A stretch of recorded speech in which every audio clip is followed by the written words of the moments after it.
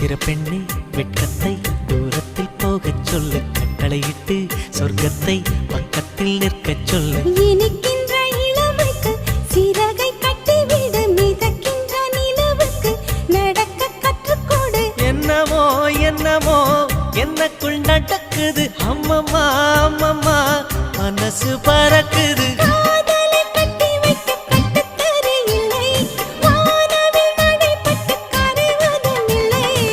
வானத்து நிலவெடுத்து வாசலில் வைக்கட்டும்.